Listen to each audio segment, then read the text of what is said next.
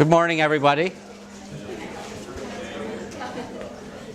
So this morning we're going to talk a little bit about organometallic compounds. And one of the reasons we're going to introduce these things today is we're going to talk about a couple very specific organometallic compounds that can be used to make alcohols from carbonyl-containing compounds.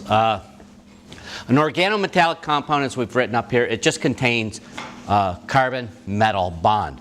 Now, the nature of that bond is going to depend on the metal that's used. And if we recall our periodic table, these metals over here are so very electropositive that they actually just like to give up their electrons, and they will make primarily ionic compounds. So as we've mentioned, whenever you see sodium and potassium, we usually don't think of that as having any kind of covalent nature. It forms a metal cation, that is sodium or potassium, just gives up its electron to whatever and becomes a positively charged entity, and the partner is usually a negatively charged entity. When we get over here, we can actually have bonds that are very covalent in nature. Particularly if we look at these metals down here, they're just below carbon in the periodic table, and they form pretty well covalent bonds. They will be polar, but they'll be polar similar to carbon-bromine bonds, something like that. Opposite polarity, because we have an electropositive metal there, but still only slightly polar. And then we have these things that are in between that may have some covalent character, some ionic character. The nice thing about these compounds, though, is we can actually treat them, at least in the way that we think about them, as having primarily ionic character. So in effect, what we're doing, we're used to seeing carbon most of the time as an electrophilic center. What we're doing in this case is making a carbon which is nucleophilic. It has a lot of negative charge character on it. So we're going to be talking today about two organometallic compounds, mostly just one actually, mostly the magnesium one. So how are these things prepared? We can prepare organolithium compounds from a halide.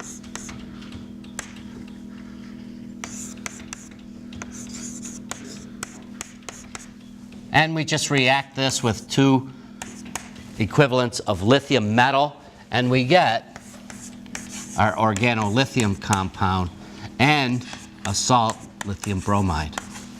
Okay, so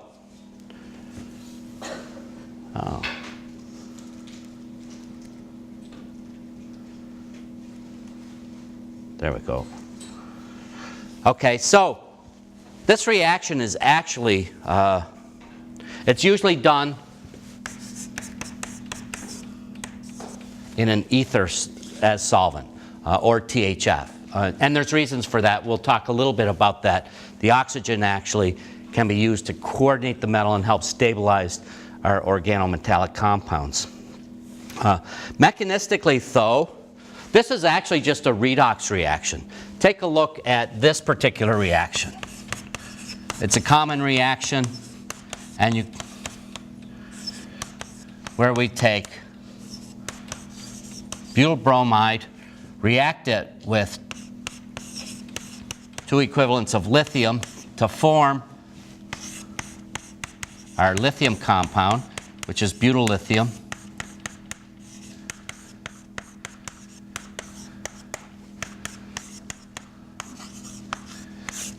What is this thing, this lithium bromide? It's just a salt, right? Li plus Br minus. Mechanistically, I told you this is a redox reaction. What's happened to our carbon? What's the oxidation state of our carbon here? Well, we can figure it out. We have two hydrogens on it. We give our carbon that has the two hydrogens a minus for each of those, and we give it a plus for the bromide. So the oxidation number there is 1, and over here we give it a minus for each of the hydrogens, but now it's bonded to an electropositive lithium atom. So over here, I'm sorry, that should be -1, correct? And over here, it's -3. So we've reduced carbon, and our lithium went from lithium to lithium plus. So we've oxidized it. And if we want to count electrons, we had 2 lithiums that went to lithium plus, so it must have given up 2 electrons. One it gave up to the carbon, and the other it gave up to the bromide. So mechanistically, the nice thing about this particular reaction is that mechanistically it looks very much like a electron transfer reaction. In fact, it is an electron transfer reaction. And what we actually have going on, the first step,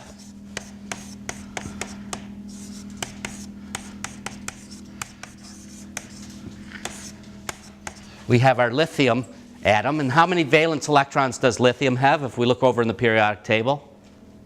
How many? 1. That's right. It has 1. And it just gives up that 1 electron, which we indicate with a one-sided arrow, right? Just a fishhook arrow. It just gives up its electron.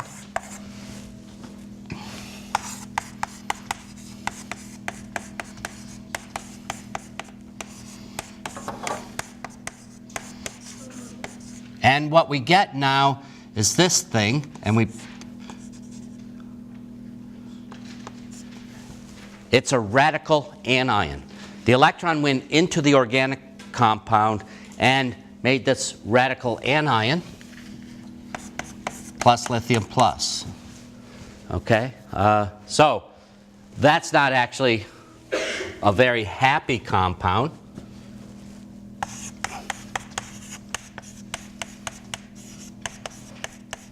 Oops. And it's actually just going to give up its, oops, sorry.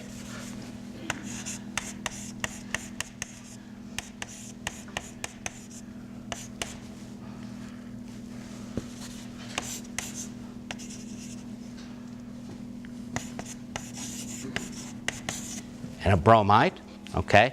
And we now have our lithium bromide. This is going to react with another lithium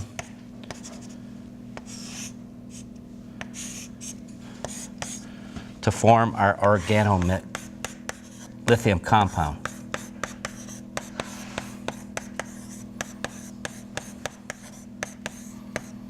Okay. So it's a redox reaction, I suppose, in the truest sense, in that it involves this electron transfer reaction. We want to be a little bit careful. You guys were taught radical chemistry last semester. What do we know about the stability of these types of radicals?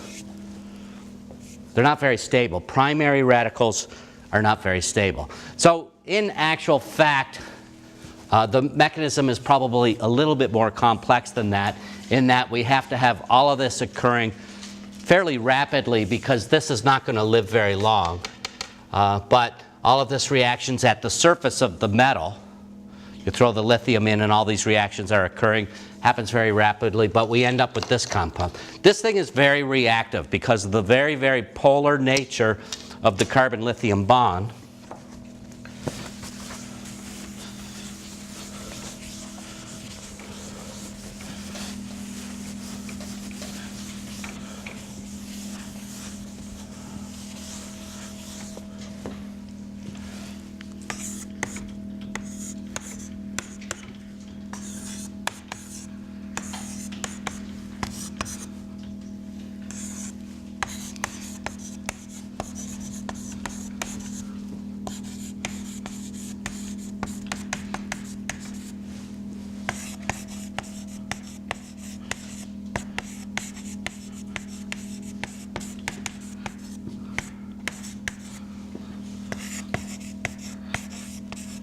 There's a lot of negative charge character on the carbon. I just had a question. What was the symbol of the bromine on the very top? That's a negative and an electron. It's a radical anion. The little dot is representing that there's a single electron there. Okay? But because we put one more electron into a neutral compound, it has to become negatively charged, correct? Okay? And then the little dot is indicating that there's an unpaired electron. So it's radical in nature. So if that radical is like with the bromine, then can't we think of that as having like 7 kind of electrons on it? So why does it get to 2 from the bond and like? Well, that electron is in what was previously the lowest unoccupied molecular orbital. Okay, so Yeah. So it's a little more complicated than that. So we haven't really expanded.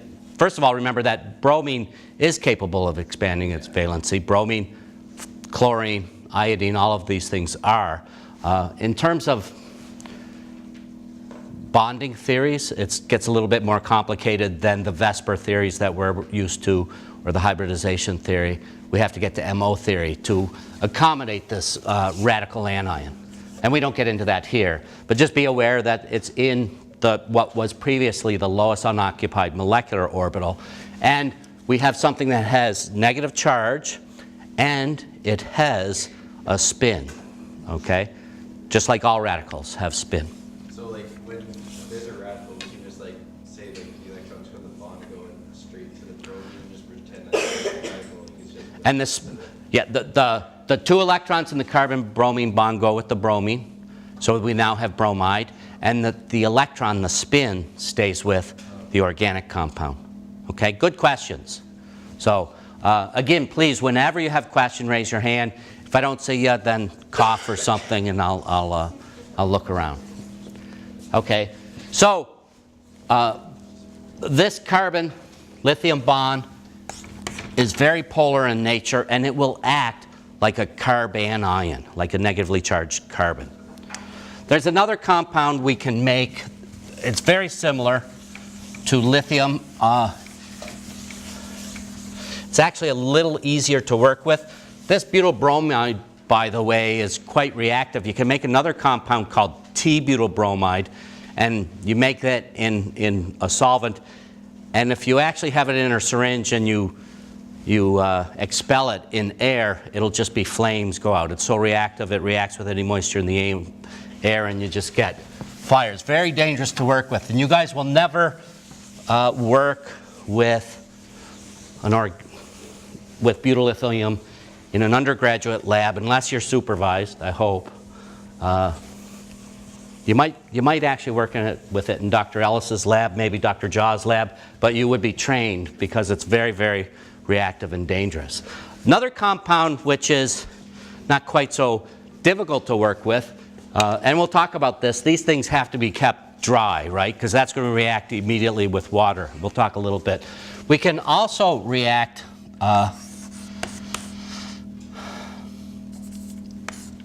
alkyl halide, same thing, chlorine, bromine, iodine. These don't work with fluorides, okay? We can work this with magnesium metal. The M just means metal. And we get an alkyl magnesium halide.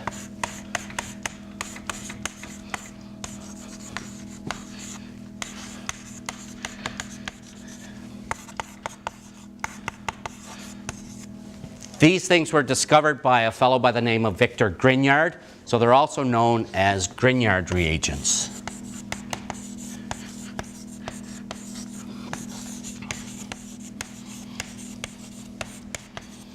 Mechanistically, happens much the same. It's a little complicated. Remember, we don't have free lithium or free magnesium atoms floating around in solution. All of this occurs at the surfaces of the metal. So it's a little, mechanistically, it's pretty complicated. There's a lot going on, but we can think about it simply as electron transfer. And this would be the same thing.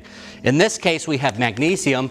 And if we look at magnesium, magnesium has 2 valence electrons, right? So, and we see a lot of magnesium +2 in its +2 oxidation state. Magnesium chloride is very common as a drying agent, MgCl2. So this is magnesium in its to oxidation state. Our carbon is been reduced, and the halogen was reduced. And these are very similar to the organolithium reagents in that this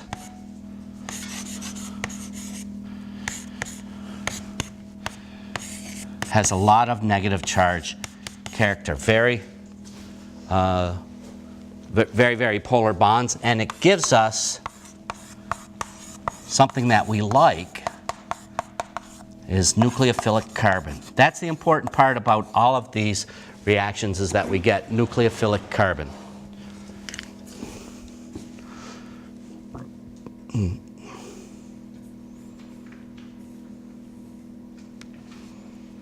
Okay. Again, these are done in ethers. The true nature of these compounds is still under an active investigation. There are some people say it's more complex, that you actually have an equilibrium between two of these, and we can get dialkyl magnesium compounds and the magnesium dihalide. Other people talk about how you do need to do these typically in an ether solvent, and the oxygens are required because the oxygens have lone pairs of electrons that can coordinate to the magnesium and stabilize this compound.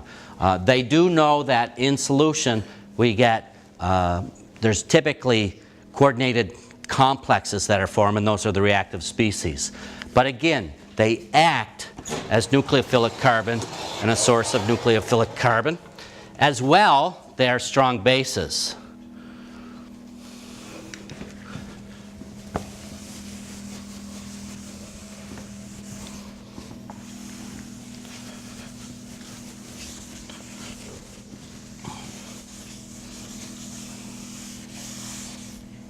As strong bases, they will quite often react. We may use them as such, but we also have to be careful.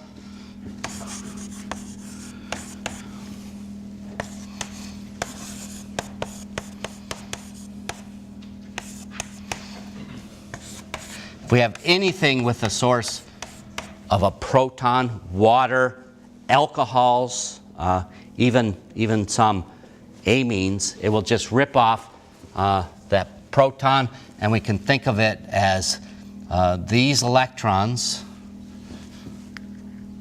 Well, this would just give us CH2H plus MgCl. Okay, now I'm drawing that Mg plus as if it is an MgCl plus. It's more complicated than that, but just mechanistically to show you what's going on. We can think about it mechanistically. And this may be lithium as well. We have some acid. We can push our arrows. The arrows, remember, this is negatively charged and this is partially positively charged. The two electrons will move to form a bond between the carbon and the proton of the acid, and the electrons that are in the that are bonded between our proton and the conjugate base just leave with the base to give us this thing.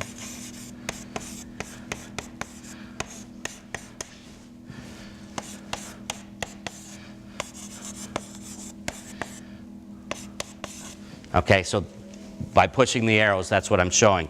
These electrons just reorganize to form a bond between this carbon and this hydrogen. These electrons reorganize and just end up landing on our conjugate base. Okay, so that's a simple acid-base reaction. That's the mechanism of the top one. Yes. Yeah. The bottom one, the only difference is this is going to be lithium and not magnesium chloride. The mechanism is exactly the same. Just it would be these electrons that are reorganizing. So that's a typical acid-base reaction. The nice thing is about these, though, is that they're very strong bases. And we can use them to make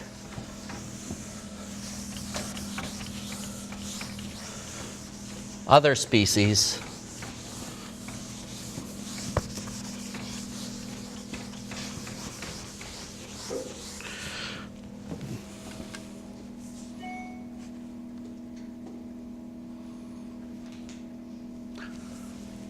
So if we were to try to do these reactions in an alcohol, we cannot use alcohols as solvents. We cannot use protic solvents.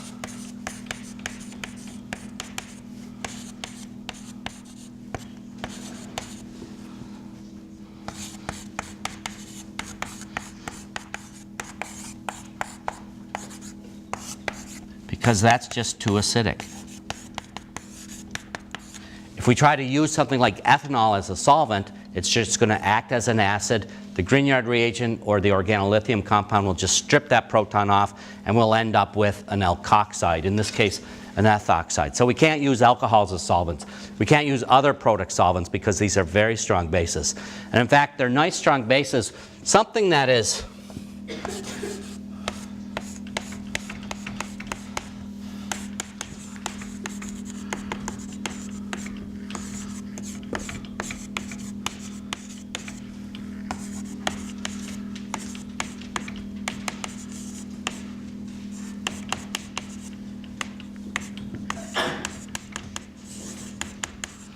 they're horrible acids, terminal alkynes, but they're better acids than either alkanes or alkenes. And it's because there's a lot of S character in the sp hybridized carbon. This is sp hybridized carbon. We talk about having a lot of S character. That means the electrons are closer to the nuclei, and so it's better able to support a negative charge, because in the electrons in that sp hybridized carbon get closer to the positively charged nucleus. And we can remove these protons. I'm going to use this Grignard reagent. Let's do here. Okay, we can remove this. These electrons will just pull that off.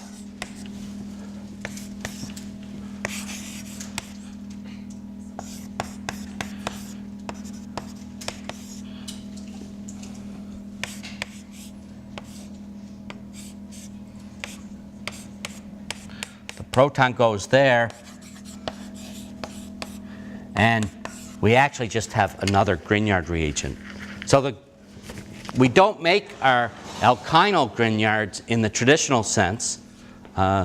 We typically make them by making another Grignard, reacting that Grignard with the alkyne and with the terminal alkyne and it's an acid-base reaction. So this is simply an acid-base reaction.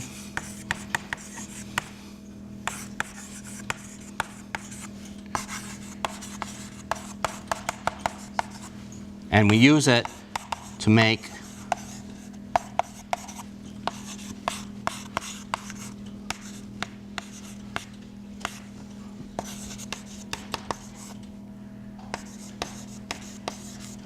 and in this case we have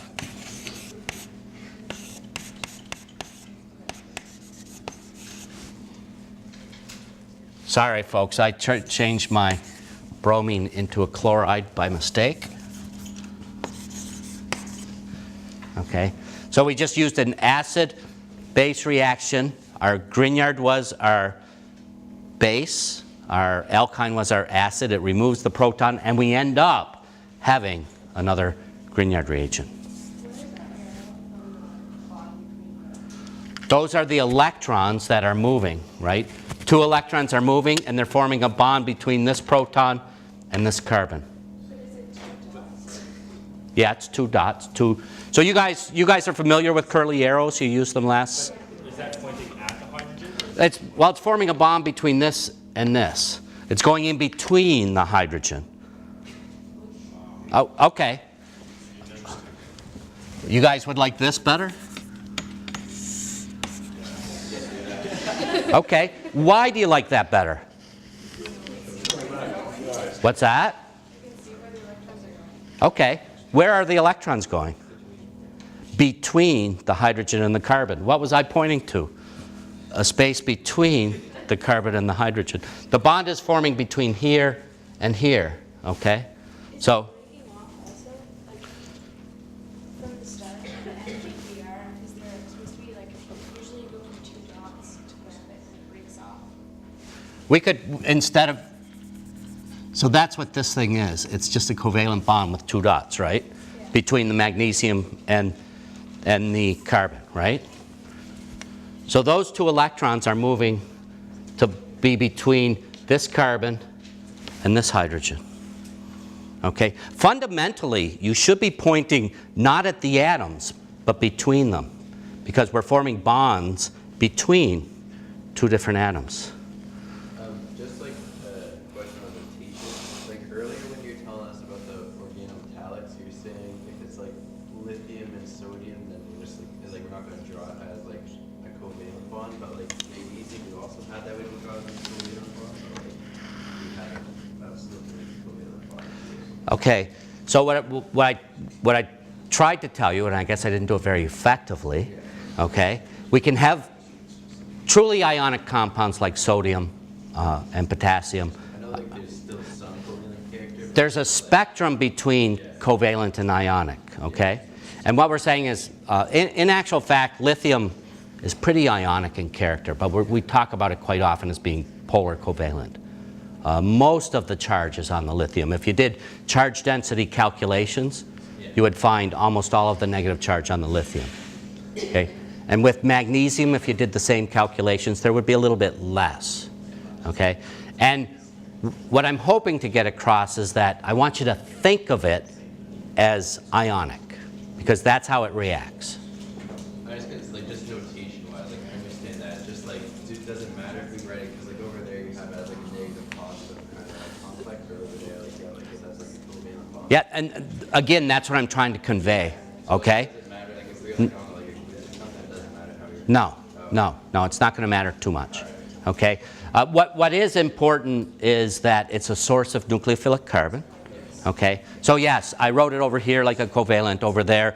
And the reason here, I was trying to show mechanistically what's happening in terms of the electron motions. And over here, this is probably how we would write the compound. And in fact, what we usually do is we get more ambiguous and we do this. Okay? That's usually how we would write organometallic compounds. And none of them are particularly wrong, okay? Although you could get into arguments of semantics, and we'll try not to do that here too much. Okay? So the important part is that we have a source of nucleophilic carbon or a very basic carbon that can pull off protons. Okay? I do have a tendency to draw my curly arrows as going between atoms rather than 2 atoms, okay? But if on the exams, that's okay. I will understand what you're doing. What I don't want to see, though, is this.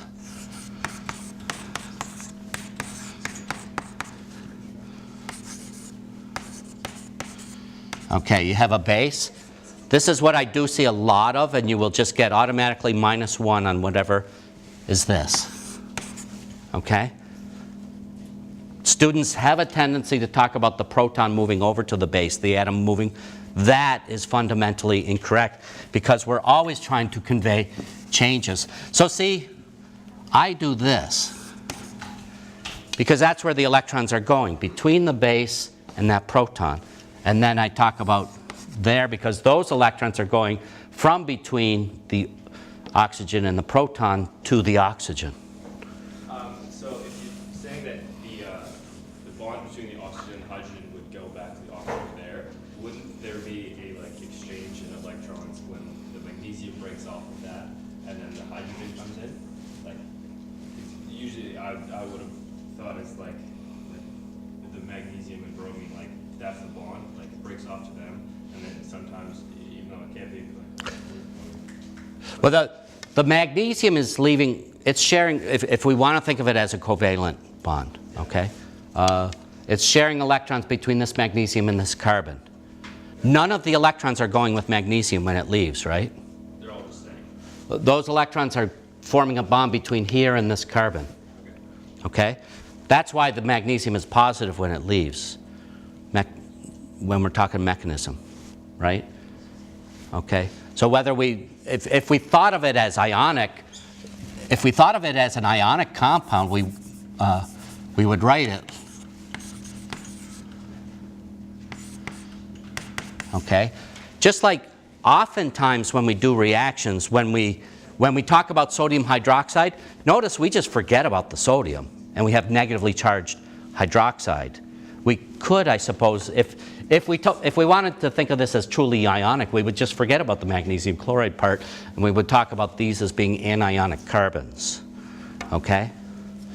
But there is, and there is a lot of negative charge character, there's a lot of ionic character, but what doesn't happen is the separation of the nuclei. When we throw sodium hydroxide in solution, both ions get highly solvated and they separate. When we have a magnesium, a Grignard reagent or an organolithium, we don't get those solvent-separated ion pairs. Okay? And that's really what the difference is that they may be ionic, but the solvents aren't strong enough to solvate the separate pairs, and they just stick together, floating around until something can separate them. And that's basically what's happening. Okay, so you'll talk a lot about that in some of your inorganic classes.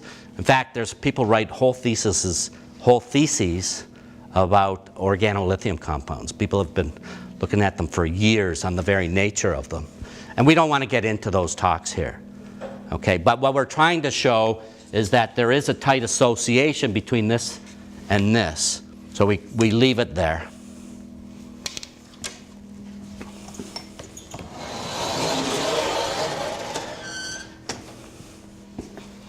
So notice, like here, I did the same thing, and nobody seemed to have a lot of problems with it. I'm trying to indicate that the electrons are moving to go in between two different nuclei than where they were. So again, if feel free to raise your hand. I'll try to point it closer to the atom rather than in between.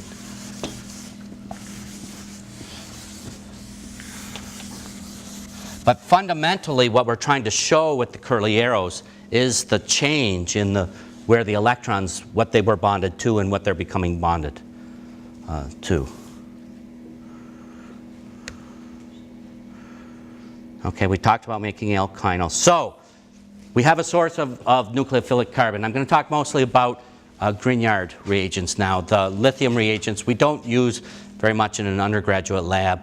Quite often we use them as strong bases to pull off very stubborn protons. But we use Grignard reagents a lot. And one of the things we can make is to react a Grignard reagent with what we call an oxirane, okay? And now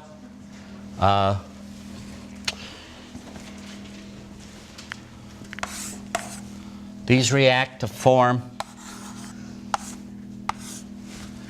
we get nucleophilic attack here, so we're now going to have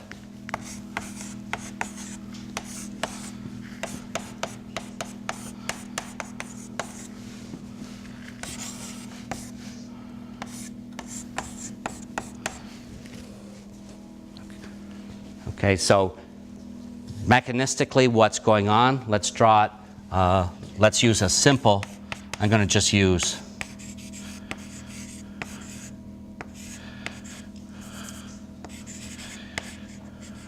and let's draw all of our atoms out.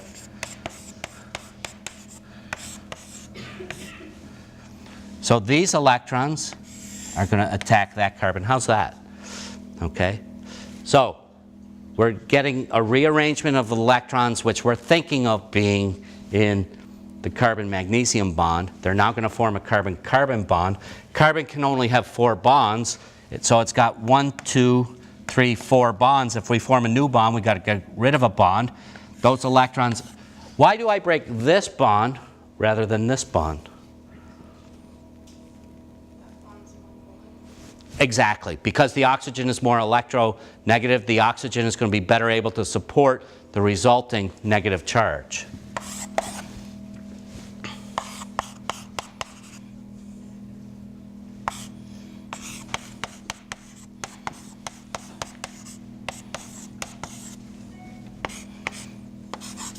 Now, in reality, one of the things about all of these reactions is we have to use acid workup, not only because we want to protonate that solvent, but these magnesium salts tend to be gunky gray solids. And we have to work them up because they just conglomerate. We have to work them up with acid now. We just have a source of protons.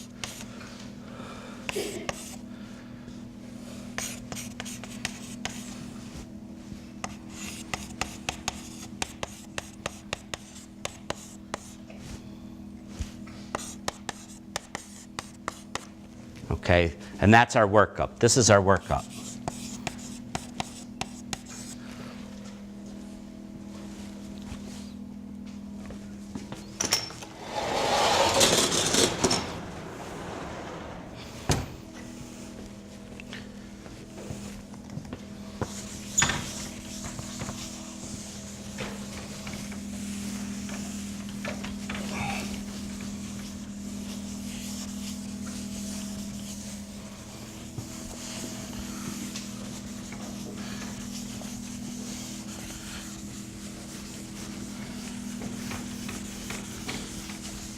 What do you suppose now if I have this oxirane? What's going to happen?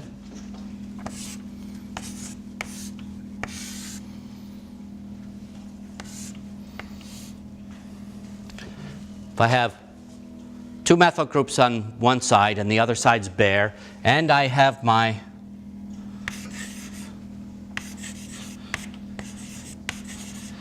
magnesium bromide compound, which side is that going to attack?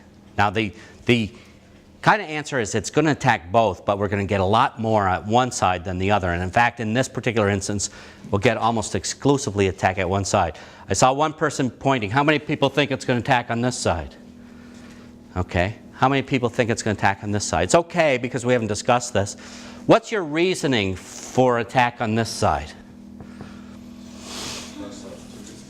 Less substituted. Okay, what if I do this? I make a big CH3 group here and a big CH3 group here. Sterics, exactly. Okay, so it can approach this one a lot easier. It's going to bump into these big CH3 groups, right? So we do get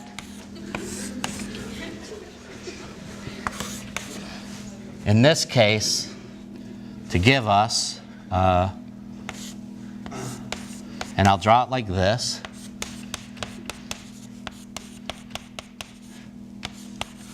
Okay, that is the initial attack. We talk about these things as being kinetically controlled.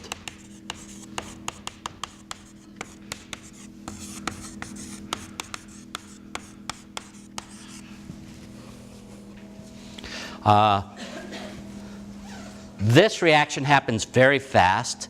This one happens less fast. It's actually quite slow. And the reason is it's going to have a lot of unsuccessful collisions. If you're breaking the bond between the oxygen and the carbon there, wouldn't that oxygen be connected to the CH3? You're actually absolutely right. Sorry. Good catch. Good catch. Now what will happen when I go over the videos, I would have caught that, and you'll see a little balloon that comes up and says, oops, I made a mistake. Okay. When I was a student, I didn't get 100% on exams, and most of my deficiencies were rushing and not being careful, which I see a lot of when I mark exams too.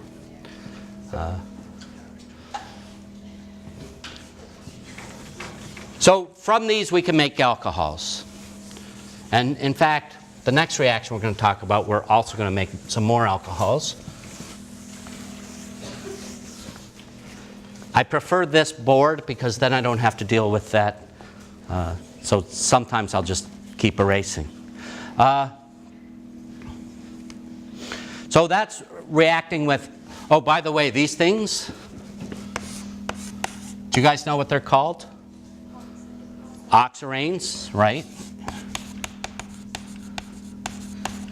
Any other names? There's, what's that? Exactly, or epoxides.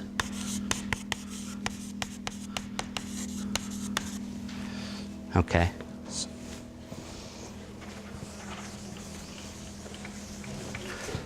The next reaction we're going to talk about is reacting Grignard reagents with carbonyl compounds. So Grignards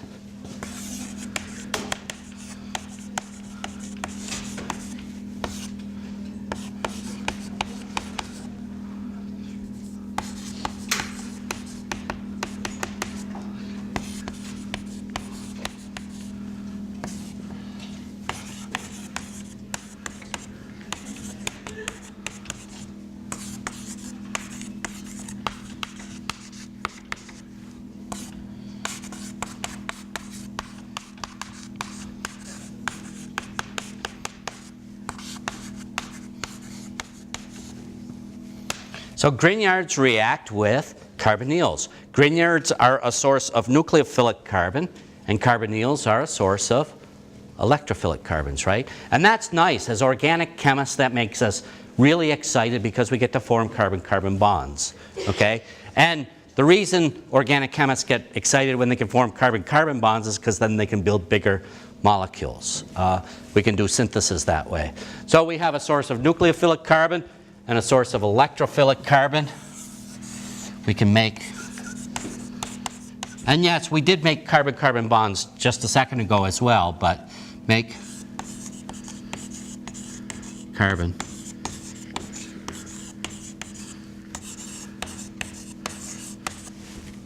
bonds.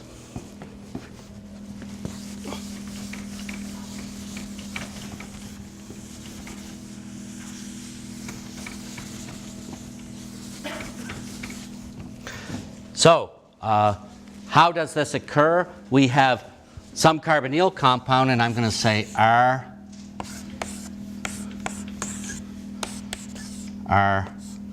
prime if R prime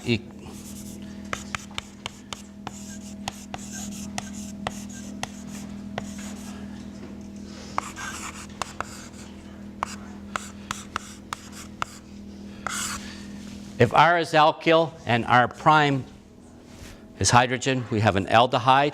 If R and R prime are alkyl, what do we have?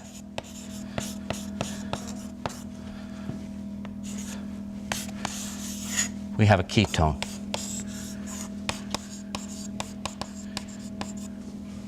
What if R and R prime are both hydrogens? What do we have? We have an aldehyde. What kind? We have a specific aldehyde, don't we? What's the aldehyde we have if both of these are hydrogens? Do you remember? Okay, we have formaldehyde. Formaldehyde. That's not the IUPAC name, though. What's the IUPAC name? Methanal. Okay, Al is an aldehyde. ONE is a ketone. Okay, so we have a carbonyl compound. We can have aldehydes or ketones. And in fact, we'll learn in a bit, we can have other carbonyl containing compounds. And we have some Grignard reagent. I'm just trying to keep my, okay. I'm trying to keep the nomenclature a little bit similar to the slides. And they're going to use our prime MgCl, okay? So this is my nucleophile. And notice I try to indicate that the electrons are staying with this. We're going to attack that carbon. We're going to go up here and we're going to get this thing, which is RC, R prime, R prime prime. That is the addition step.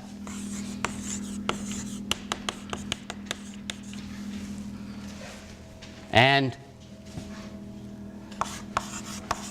again, realizing that this might, what's actually happening is when this reaction occurs, the magnesium chloride is very close to the oxygen, and it's going to stay up there, and we get this salt. So So I'm going to put it up there.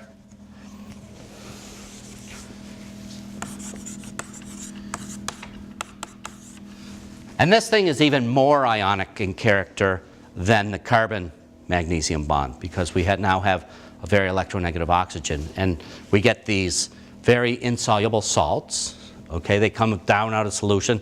When you do Grignard reagents, they look really ugly because you take magnesium, you boil it up in ether with your alkyl halide, and you get just this kind of foamy mess.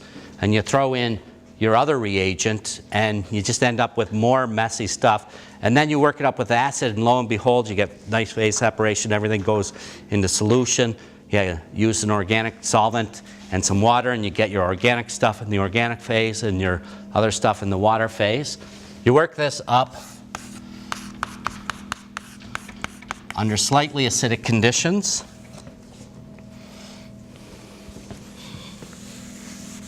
And we get our alcohol.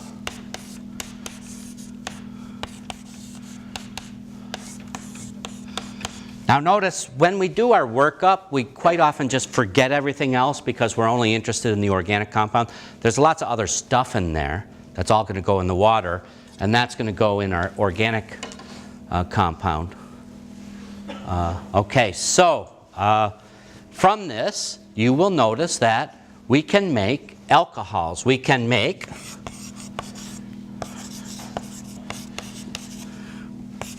primary,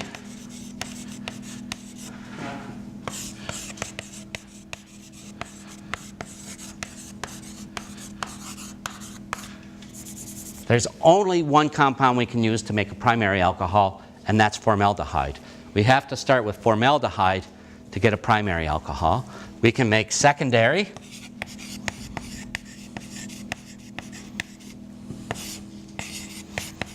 all the other aldehydes will give us a secondary alcohol. And we can make tertiary.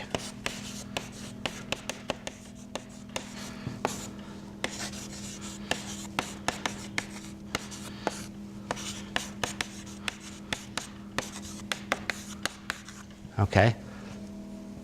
So we can make primary, secondary, tertiary alcohols. We start with formaldehyde, aldehyde, or ketone.